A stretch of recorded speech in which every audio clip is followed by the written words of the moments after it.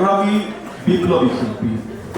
তেওঁৰ গীতবোৰে অসমৰ আকাশ কঁপাই তুলিছিল।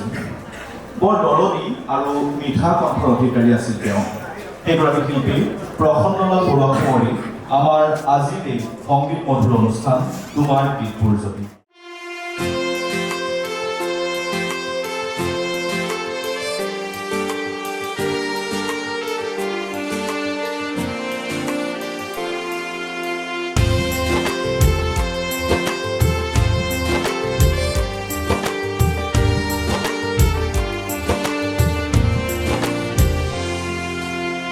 বেলি সুধিছো ৰাইজক, সুধিছো ৰাইজ নৌকাৰ সহুদৰ, বীৰ লাচিতৰ নে মূলা গাভৰুৰ নে কোনোবা কাপুৰুষৰ, কোনোবা কাপুৰুষৰ।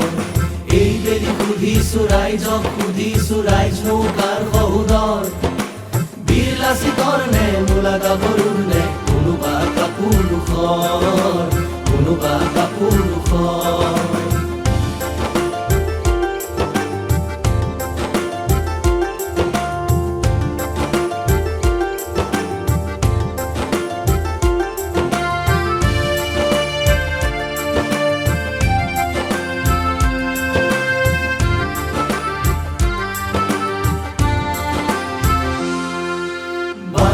ঘুমালে চৌদিশে ঘুমালে অচিনা অজানা বান,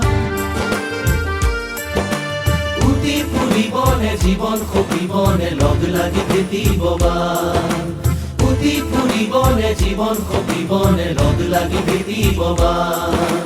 বান ভাঙি ঘুমালে চৌদিশে ঘুমালে অচিনা অজানা বান, উটি ফুৰিবনে জীৱন সপিবনে লগ লাগি ভেটিব বান, উটি ফুৰিবনে জীৱন সপিবনে লগ লাগি ভেটিব বান।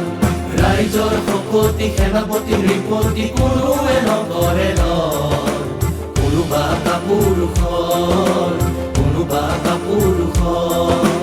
এই বেলি সুধিছো ৰাইজক, সুধিছো ৰাইজ নৌকাৰ সহুদৰ, বীৰ লাচিতৰ নে মূলা গাভৰুৰ নে কোনোবা কাপুৰুষৰ, কোনোবা কাপুৰুষৰ।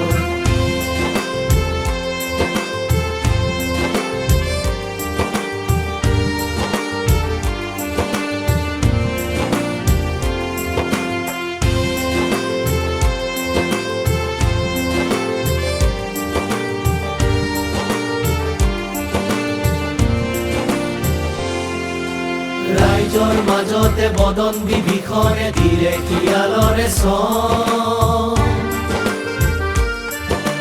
গোপনে ৰবনে শিকনি দিবনে নেজ কাটি চাবনে ৰং, গোপনে ৰবনে শিকনি দিবনে নেজ কাটি চাবনে ৰং।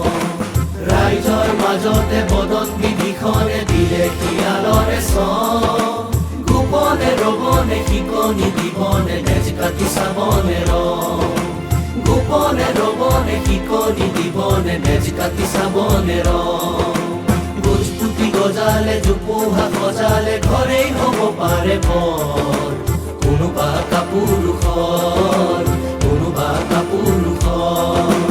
এই বেলি সুধিছো ৰাইজক, সুধিছো ৰাইজ নৌকাৰ সহুদৰ, বীৰ লাচিতৰ নে মূলা গাভৰুৰ নে কোনোবা কাপুৰুষৰ, কোনোবা কাপুৰুষৰ।